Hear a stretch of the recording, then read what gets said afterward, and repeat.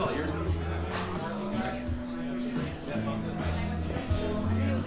I'm Topher Osborn. I was the director of photography for Bad Hair. And I'm Dave Grove. I'm Senior Vice President of Global Feature Sales for EFilm, Deluxe, and Company 3. And I heard you shot on Super 16.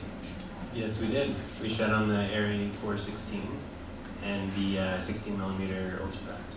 Yeah, I pitched a lot of ideas that I think went in line with ideas that Justin already had, which was like the positive side of that meeting. And then I'd also pitched the idea of shooting on Super 16.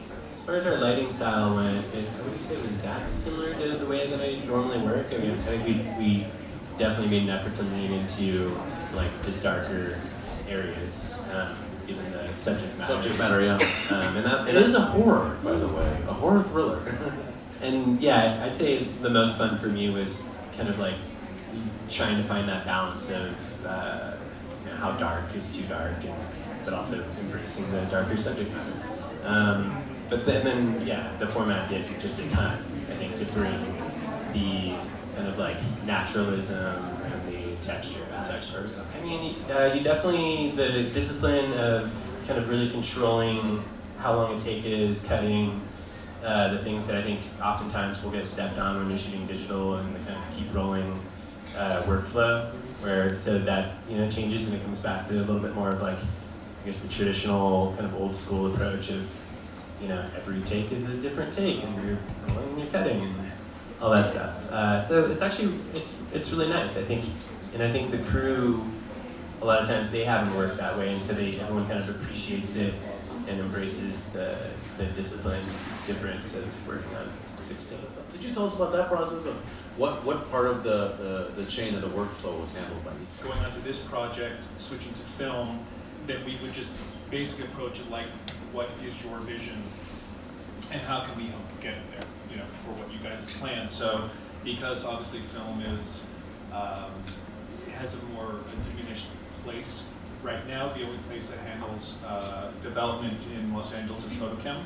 So the film went to Photochem, we pick up the negative, bring it over to EFilm, scan it, and then do dailies.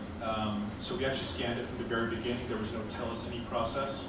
So we should capture the full image at that moment during dailies so that we can take it into post once it's cut, and then you begin your process working with the colorists. So Let's talk about the look of the film, and this is something, of course, that is achieved also with help from post and color correction, but you really had a really clear idea, I think, of this 80s style, this kind of like nostalgic look at this time period, because it is a period piece. I mean, I'd say we definitely employed it in our framing, in our focal choices. I think a lot of it, like Justin has a very specific style, generally speaking. Like when I work with him, he's very specific about focal length.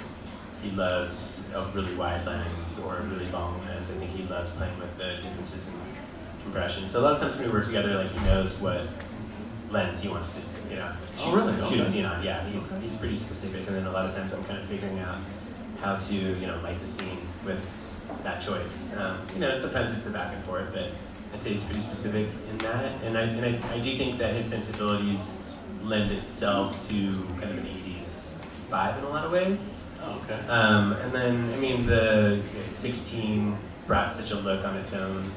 And then obviously I think Scott Fuzio, production designer, did a beautiful job filling the frames to give it that period look.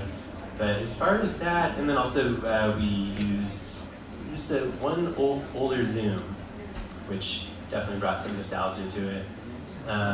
As soon as we got into the grade and saw the picture, and we were like, all right, what look do we want? Like, what left do we want to go with? It was like, as soon as it popped up, I think, because we just don't see 16 that often, it just felt right. And it was kind of like, well, this looks great. And then also, one thing that we also did was we made a choice not to clean the film 100%.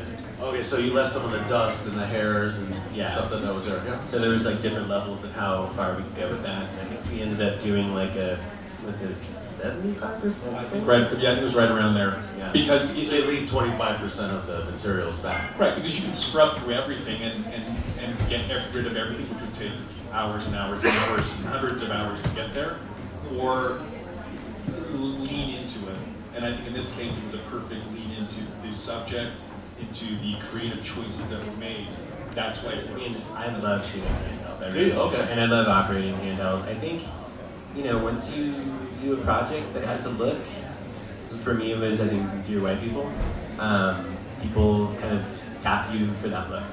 Right. So that's Shoot definitely it like that. it's definitely come up in commercials since, and then I mean I'd say I think that is generally like the style that I lean towards, but I do love also shooting handheld. Yeah, I feel like a lot of the kind of location decisions were made all within a week or two of each other. As far as my prep, I want to say it was tight. I think I had maybe 2 weeks prep, maybe it was 3. I don't remember exactly, but it felt fast. One thing I would have loved more of is camera testing. We weren't able to do that. It was mostly a budgetary reason. I would have loved to have just shot a lot more film during the testing period.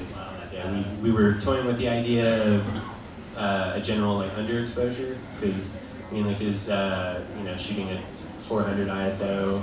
Justin loves zooms, which on those older zooms They're pretty slow. that put us at like a 4.5. So, and on top of that, we were all location, tiny interiors, wanting to give our actors the beautiful life that they deserve. So it was, I think that test period taught us not going to underexpose. We ended up rating at 400 instead of 500, and that was kind of one of the bigger decisions we made.